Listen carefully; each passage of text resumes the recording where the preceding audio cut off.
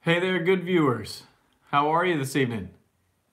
Hey there, good viewers. Ooh, How are you this evening? let me turn this down so I can't hear myself talk. So, this is welcome to Shop Talk Tuesday, episode number 2. I think I'm going to start doing these every week instead of every other week or maybe once a month. I really enjoyed doing this last time. I enjoyed getting to talk to you guys and comment back and forth. It was really fun. And if you guys can hear me, let me know.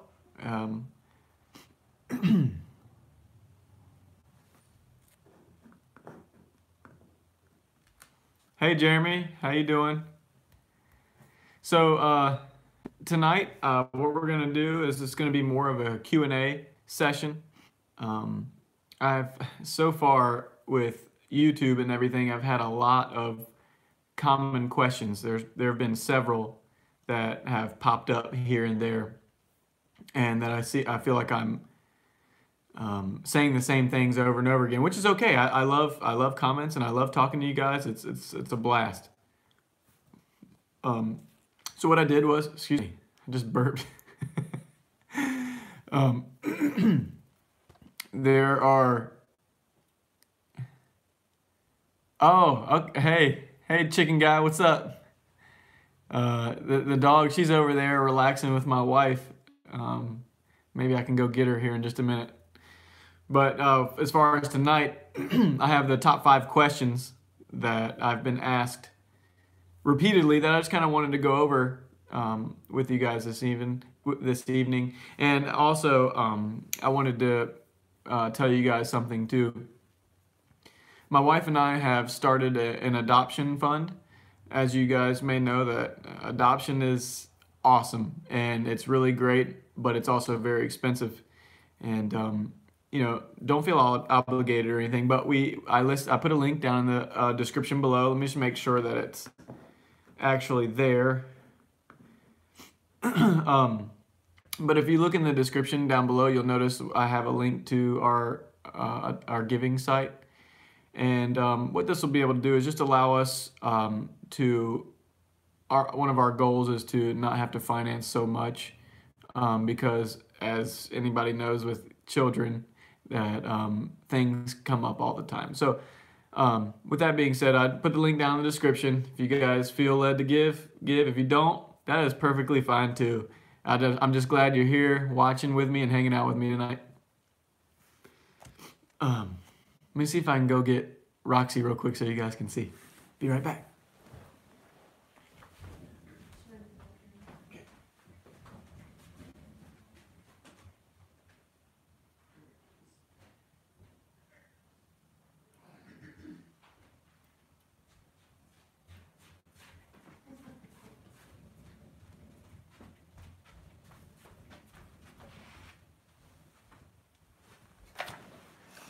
Here she is.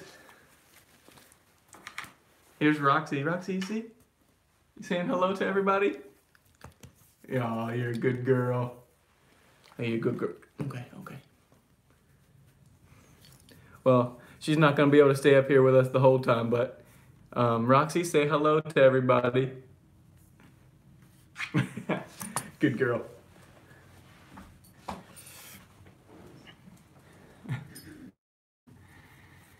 Dog. We got Roxy a couple of years ago. Actually, we found her on Facebook Marketplace. Somebody was in a hard time and had a lot of animals in a very small place, and she was, I wouldn't say abused, but she was neglected, very very thin, underweight, had mange, and she looked terrible. But now she's all better. She's healthy, and She's a great dog, loves people.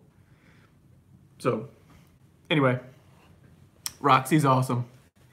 So I wanted to get started with the top 5 questions, and I'm just going to go over them one at a time. And hopefully you all can, use some of this information, and maybe it'll help you guys if you guys are into woodworking, guys and gals included. You guys are into woodworking or any kind of similar thing, these might be able to help you. So the first question that I get a lot is, okay, I got something from Science 2.0, Earth is flat, and he is correct. Prove him wrong, he's correct. Okay.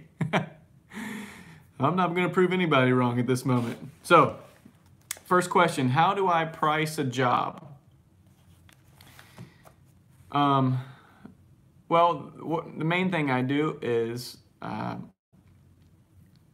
I research all my materials, and I get a materials price, and each material that I get, I add between 5 and 10% onto it for shipping cost, whether I need gas to go get it from the store, or all the little things that add up. And once I have my materials cost, I take my hourly wage, and then I estimate how many hours that it will take me to complete a project.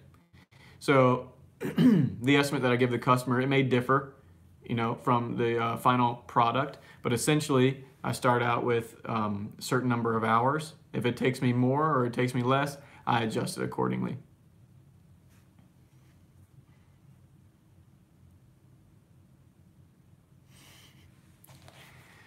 All right. Question number 2. Where do I get my lumber? Now this is a pretty cool question, because it's not just one-sided where, hey, I get my lumber from this one particular place. I actually, like most people, shop at the store for different food items at the grocery store or whatever. I like to shop around for lumber. So there's a few places that are here locally, a few lumber mills and everything. But I will tell you one cool thing is that if you go onto Facebook Marketplace or Craigslist, you can actually find things that either people are throwing away, or one place we found some lumber was from a sawmill, but somebody hadn't bought all the pieces and they were sat too long and they warped. Now, if you have the time like I did to put the wood under a bunch of bricks and wait and all that stuff, and you have a lot of time to wait, you can straighten things out. But I got a 9-foot slab for only like $50.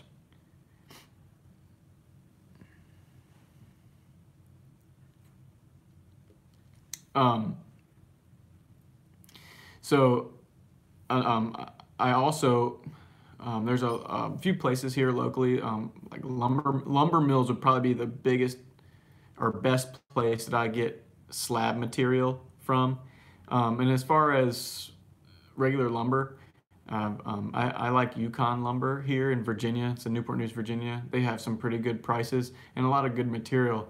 If you guys have ever seen the buffet server that I'm making for my mom, and that I need to hurry up and get that to her because I know she's waiting for that. The Yukon lumber gave me some really nice lumber, even that I would say was probably worth more than what they charged me. I got a really nice piece of curly maple, and the curl was all the way through the whole board, and it was beautiful. So I get my lumber pretty much from all over the place. I just like to shop around. Question number 3. Why, this is a really good question. Why do I use melamine when I'm going to just tape over it anyway? Now this is referring back to the coffee table that I made a little while back.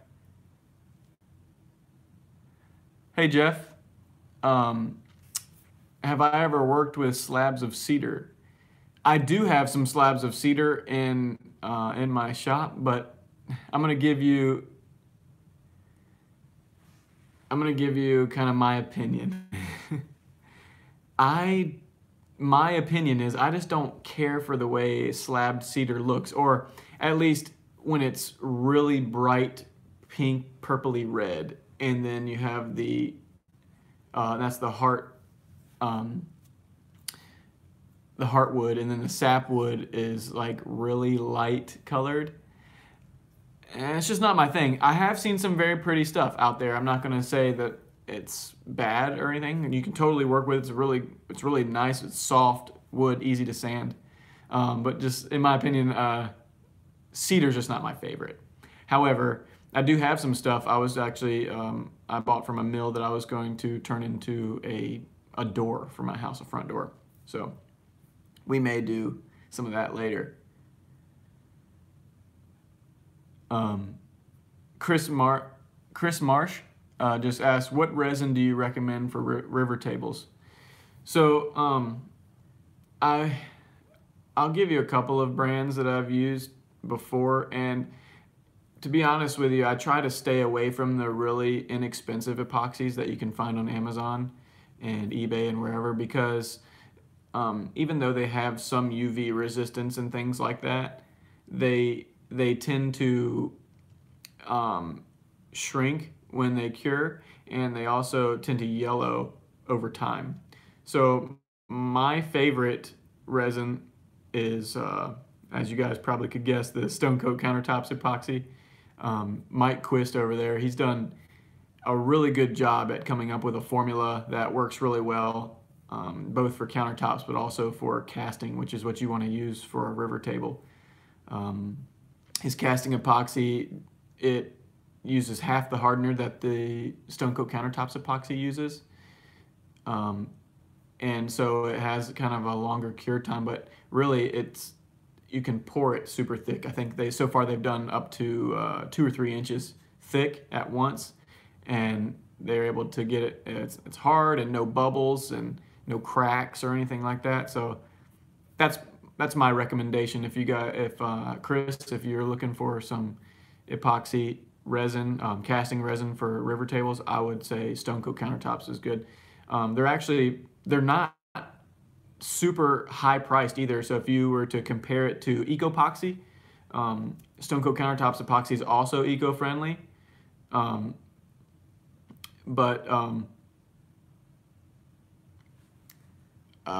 it's actually Ecopoxy is actually more expensive than Stone Coat Countertops epoxy.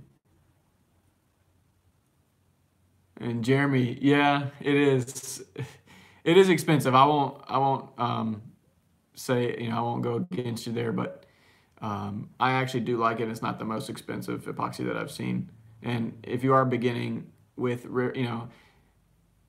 something like a river table, it is kind of a big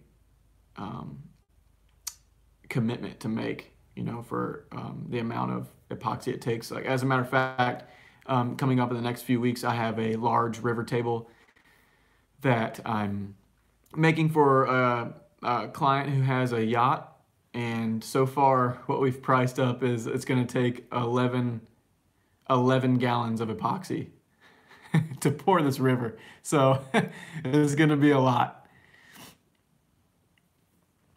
No problem, Chris. No problem at all. The chicken guy, you need a kind of oil to put on wood epoxy surface to have a sweet matte finish, right? Yeah, well, yes and no. You can use any type of finish that you want. Me personally, what I like is that once I put the final coat of epoxy on and it's dried and fully cured, I will go back and sand it to 320, and I'll do a wipe-on polyurethane. Like Minwax has a good satin wipe-on polyurethane, and I like to use that. It seems to work really well.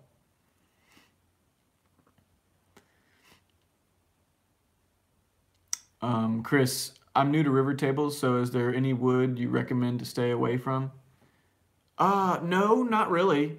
It's really up to you and what you like, but I would say that do yourself a favor and invest in a moisture meter. I think they're anywhere from $15 to $35, and I mean there's some really expensive ones, but there are a few that are in that $15 to $30 range. And make sure that the wood that you're using is at least 10% moisture content or lower, because moisture can cause weird effects with epoxy. Some epoxies, if it has moisture in it, will cause like a chemical reaction and make it harden or cure really quickly, and it can get bubbles and steam, and then it cracks and does all kinds of weird things. So yeah, I would just make sure that you have dry wood. So back to question number 3. Sorry, I kind of went on a long thing there. So why would I tape melamine if it already, what's the purpose of buying melamine if I'm just going to stick tape to it? Well, there's 2 reasons. One, melamine at my local hardware store, Home Depot, Home Depot, you can get it in 3/4 inch, and a 4x8 sheet, it's only $26. So it's pretty inexpensive. And most of the time, melamine is perfectly flat. Whereas some of the other plywoods and things that are near that price, they can have bows and warps and all kinds of things in it. So really, the melamine is non-stick. I mean, it wasn't necessarily made that way, but it is non-stick. The problem is that sometimes it does stick and it tears up the melamine when you try to pull the epoxy out of the mold. So just as insurance, I take packing tape, heavy-duty packing tape, and I go over the form. Hopefully that helps. Jeremy, yes, I am recording the next table. I started recording the first part of it a couple of weeks ago. I'm just waiting to finish my mom's buffet server before I start working on that one. So yeah, it's gonna be awesome. I'm really excited. This is probably gonna be one of the bigger projects that I've done with epoxy. I did that huge slab table, about 6 months ago, but it was only a very small amount of epoxy. This one is going to be, like I said, 11 gallons at once, and it is a little nerve-wracking and at how expensive that epoxy is to dump it all in there at one time. So it's going to be fun, a little nervous all at the same time. Let's go on to question number 4.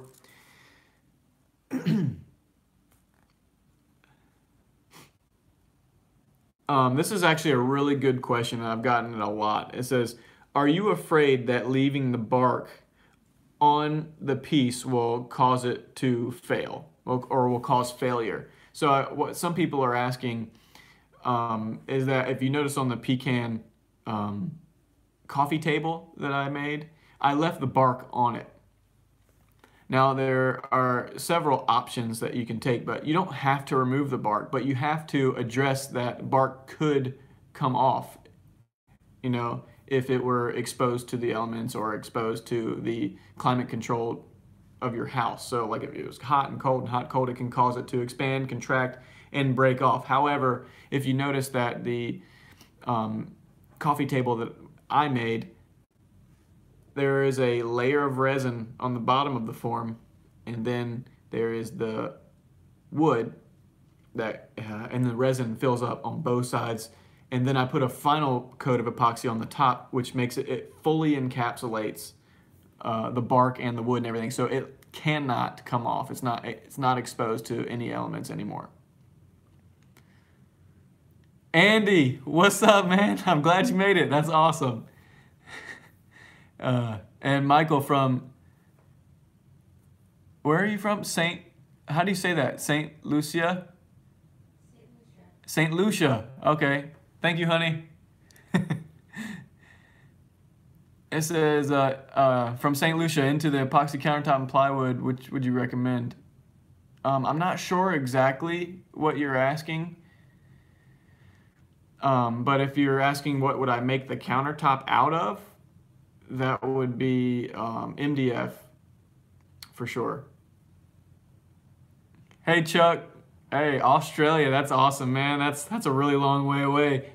Hopefully one day if I get big enough, get enough money, I could go over there and come to Australia. That's a kind of been one of the dreams of mine for a while, is to be able to to do something like that. So back to the slab and the bark falling off. There are other ways if you wanted to keep the bark in there. So like I said, fully encapsulated the wood. So it's one big thick piece of resin with the wood kind of in the middle here. And then also if you were doing like a river table and you wanted to see through it, and Stone Coat Countertops guys, they put like steel aluminum bars in there. What you can do is in the river part or on the bark, you can drill holes into the side all the way into your slab from the edge, and that way when you pour the epoxy will fill into those holes and kind of do the same thing, it'll go into the wood and lock everything together.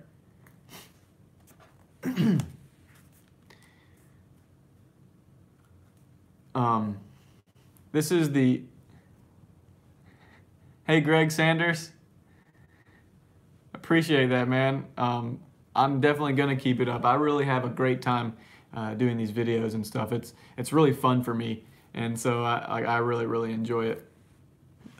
Question number 5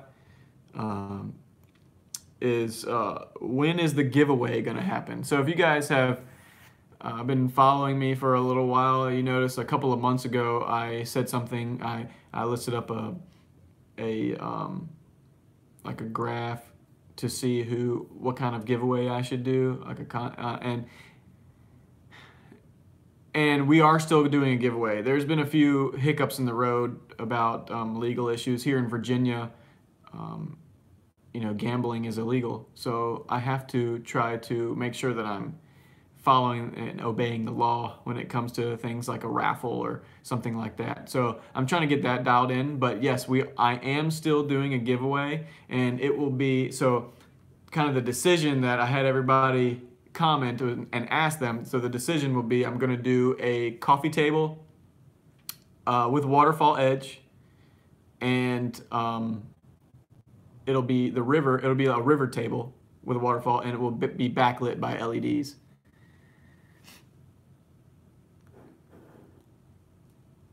Hey Todd, how you doing, man? Scott, watching from Indiana. That's great, man. How you doing? Yeah. So Chris, people using sheathing tape,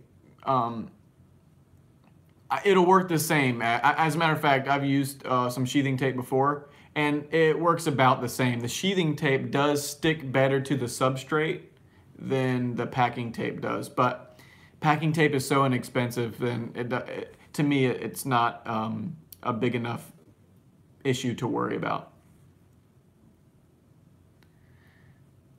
Hey Courtney, so if you don't mind, I'm going to go ahead and read your questions. We are epoxying a cable spool, and we're finding the epoxy is seeping through spaces between the boards. We've poured twice now. I'm sorry that you did that. Any idea how to fill the cracks before we pour again? What I suggest would be to back tape all of if you can find any crack. Resin will seep into any crack even if you can hardly even see it, and it will pour through. So my suggestion is on the bottom of the spool, back tape every crack in every place where the boards meet up before you pour again. And Courtney, thanks so much. I appreciate you watching my videos. That's really cool. It makes me feel really good.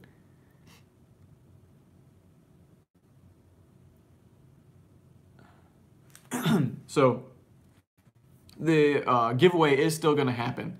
I think I'm really excited about it too, because it's going to have backlit LEDs, which I've worked with LEDs before, but I've never actually backlit epoxy with them. I've backlit acrylic and other things for signs and stuff like that. Hey, Michael Felix. Sorry, I want to get to these questions before they move up into the list too quickly. Michael Felix, yeah, if you go into my into Goodview Woodworks on here on YouTube, my About page, you'll see an Instagram link there. Go ahead and hit me up on Instagram or Facebook, whichever one is easier for you, and we can talk there.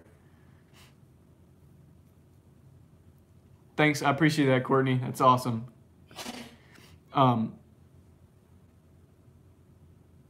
Second Chance Woodworking. If you go on Instagram and type in Goodview Woodworks, then as far as I know, I'm the only one there. But you can find me on Instagram at Goodview Woodworks. So back to the giveaway. The giveaway, I'm really excited about it with the backlit LEDs and the waterfall. I have some things in mind about the waterfall. You guys let me know what you think about the waterfall edge. If you haven't seen a waterfall edge before, or a waterfall table, essentially you have the slab, you 45 miter here and 45 miter the other way, so that the river looks like it's going down and then comes over the edge like that, so that it's all connected. It looks like all one seamless piece. What I think I may do is build a form that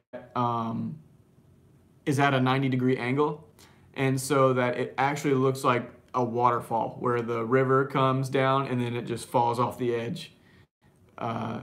So that way the entire 90 will be solid epoxy with no joints, no miter joints or anything like that. So I think it's going to be really cool. I have one, I get this one question a lot, and first of all, guys, I really want to apologize for this, but a lot of people say, why did I choose the terrible music? And I just want to say on that epoxy coffee table video, I'm sorry, I actually really like the music, but I think the problem was the volume and that it lasted the entire video. And I just want to apologize. I'm still new at editing video. I'm not the best at it yet. And so I'll be choosing some more types of music. That way you guys don't get your eardrums blown out, or if you don't like that type of music, or whatever. Because I know I'm not going to be able to please everybody, but I will correct that whole thing because I've gotten that a million times. And I'm sorry if you're wearing earphones and I blew your eardrums out. I apologize.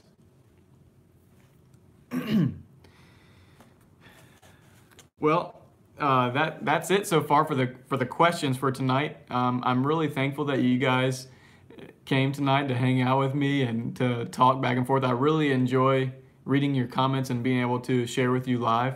It's really, really cool.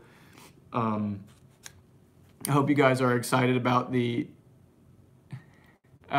giveaway table and those things. So if you guys ever have any questions, don't hesitate, and feel free to just hit me up on social media, whether it be Instagram or Facebook, and just ask me on there. I'm free to answer any of your questions. That's what I'm here for. That's what I'm here for on YouTube, is help you guys. I don't know everything. I'm learning as I go as well. But if there's something I can help you with, I'd be glad to help you. So I'm gonna answer a few more questions here. See you later, Chicken Guy. He said, thanks for the useful answers. Wish the best to you and your wife, Roxy, in the adoption process, and keep up with the awesome videos. Love from Quebec. Well, the Chicken Guy, I really appreciate you, man, for hanging out with us. And everybody, just wanted to update you guys. Down in the description is our fundraiser for the adoption. And if you guys, feel led to give, that is great. If not, it's awesome too. I'm just glad that you guys came here this evening and to hang out with me. So Jeremy, hey man, I don't want to get out of here before answering your question. Jeremy asked, what router bit size do you use for flattening the boards? So I have, I may have linked it in the other videos. If not, I can go back and I can probably link it in this video later. But essentially, I have a bit I borrowed from a friend who bought these and never uses them. But it's one and a quarter inches wide, and it has 2 flutes on it, and it's made for flattening. And I use a 1/2 inch collet on my router instead of a 1/4 inch because of, a lot of stress can break the 1/4 inch ones. Hey Nathan, what's up, man? I'm glad you made it. I think this is your first comment. I'm glad you made it. I'm sorry. I'm about to get out of here. My wife and I are gonna go watch some Netflix and chill, if you know what I'm saying.